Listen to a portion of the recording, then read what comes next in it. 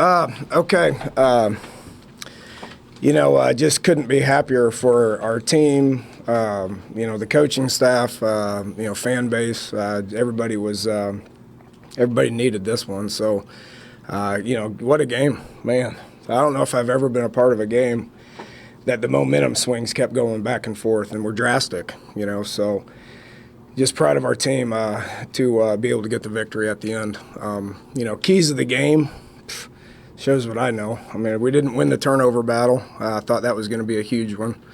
Wanted to focus on finishing in the red zone, and I haven't even looked at these stats, but obviously did not finish in the red zone as good as we wanted to. Special teams, we wanted to win that. Well, there goes that one, except for the last field goal obviously was huge. But at the end of the day, man, winning's the most important thing. So I couldn't be happier for our guys to figure out a way to win, and we will build on this. Take some questions. That last drive looks like at one point you're just trying to make sure they don't get the ball back when you're down your own 20, and then you get some leverage. Well, I thought we executed it perfectly. I know people probably had some choice words for me, but when you play three safeties and cover two with three safeties deep, the right thing to do is to run the ball. And I couldn't be happier for guys like Dustin Garrison and Jameis Smith, who we told all along, look, man, we're going to need you, we're going to need you, we're going to need you. And they got in there and ran hard, but did not want them to get the ball back. Would have liked to got a little bit farther downfield to make it a little bit more favorable field goal, but got within field goal range. Clint did a great job of managing the clock, putting the ball in play. The most important thing was to get yards, and we got yards and hit it, so it worked out perfect. And we practice that a lot. We're not scared to run the ball in those situations. Based on what the defense is doing, it's probably the right thing to do. You throw into drop 8, and they end up getting a pick. They end up winning the game. So I thought we did well with that. Not wanting to get the ball back, playing to keeping 2 timeouts at the end instead of getting 1 or 2 there in the last 30 seconds. I'm used to functioning without timeouts. We work. I just am. Not because we have poor clock management skills or we don't know they're there. We do so much 2-minute stuff and we score so quick at times that we're able to play like that without using them. Because our tempo is good, we can run the ball, get first downs, use first downs to stop the clock, throw screens, get the ball out of bounds. So we're used to that situation without having to use our timeouts. Probably left a few in the back there, but who cares? And even in those 2 minutes, you use Dreamus and Dustin and say, we're very used to this. Oh, yeah. Yeah, those guys, I mean, look how much those guys have played here. Those guys have played a lot. I mean, running back is a challenging position. They take the most pounding of anybody, and we're going to need all those guys, and we've told them that. I mean, that's why we've recruited the way we've recruited, and we're utilizing the backs the way that we're utilizing the backs. We're able to get into a bunch of different sets using those guys, and I count Cody Clay and Eli and as backs as well, because they can get back there and do some things as well. So, those guys were used to that situation. They were comfortable in that situation, and they made the most of their opportunities, and I couldn't be more proud of them. Challenged the O-line. Those guys are dog-tired. Played a lot of snaps. I don't know what our total, 108. I mean, just a ton of snaps, and those guys hit a lull in the fourth quarter, and we challenged them on that last drive, and they went out there and did great. I was proud of all of them. You gave up 37 points again to Maryland, made maybe more mistakes than you did last year, and still won.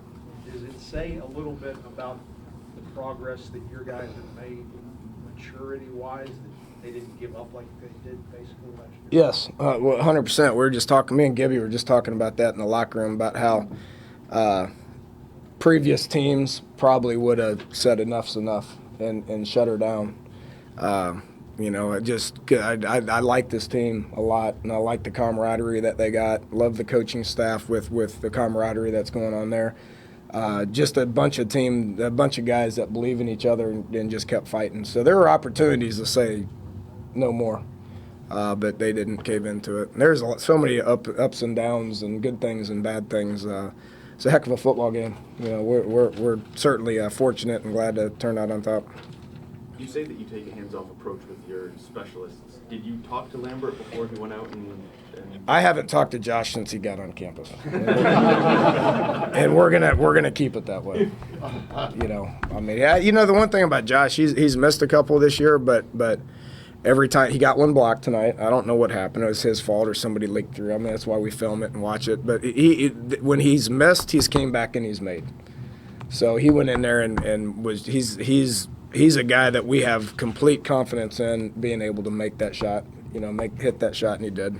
So I know his name, I know who he is, but other than that, we're taking a hands-off approach. I told Coach Defo, I said, look, man, you're as good as there is anywhere in the country at coaching the specialists. I mean, he knows everything about special teams, but he's as good as anywhere in the country with a hands-on approach to the actual specialists. And he's doing a great job. What about the special team? I mean, did you have a chance to talk to Coach Defo after this? Have not. What happened? Have not. We'll study it. I tell you this, they're damn good on special teams, and they were last year. Coach Etzel, I said it in our Tuesday press conference. They're really good on special teams. They have dynamic return guys. But in addition to that, as I've said on numerous occasions, it takes more than specialists and return guys to be good on special teams. They focus on it. They got great body types. They got great depth. So they're really good at it, you know, and we got to continue to get better at it. So I'm sure there's some things that we did well, and I'm sure there's a lot of things that we need to clean up and get better at. Happy with Kevin White today? I would imagine. I mean, what did he end up with? 13 for 216. That's 3 times he's been over 100. I tell you who I was. He got in the end zone a couple of once. Which was great to see. I mean, because he actually did do some things and go get in the end zone. The one I was happy with, Mario played. He made some huge catches. You know, it was great to see him get it going. The relationship that them two got with Clint right now is really good. The rapport that they have right now after a year and a half is where it needs to be able to be successful. So extremely happy with both those guys on the outside. where do you put the defense down? They have good numbers, I think, 10 straight third downs they got the field, but your plays and big games. Yeah, I don't know if you guys know this or not, but those guys on the other side are pretty good. I mean, those guys can score points. They can move the ball. I don't, you know, we gave up plays. They gave up plays. It was a heck of a football game. Two teams that wanted to win, 2 teams that have talent, 2 teams that have been building depth for 4 years. You know, and they're doing a great job. We just happen to make one more. But it's more important to rise to the occasion and figure out a way to win, as opposed to, you know, sitting there looking at the stat line. I'm way more disturbed with not being able to finish some drives than I am happy about 700 yards of offense. So, you know, as the game was back and forth, a lot of plays, very up-tempo. It's what the Big 12 is going to be about, you know, and we all know that. Dana, what does it mean to your team, to program, to you, to get that field goal and win this game rather than Huge. And enjoy it for about 12 hours and then back to work. But, yeah, I mean, that was a good locker room with a bunch of kids that were excited about winning the game, happy for each other about winning the game. You know, I'm happy for our coaching staff's been working hard. I'm happy for our players, happy for our fan base. I know next Saturday night's going to be a heck of a lot of fun. Can your Josh stutter step on his kick? Did you notice that? I mean, I just told you I've never talked to him. That's Coach DeForest that I don't pay attention. All right, thanks guys. Thanks, Coach.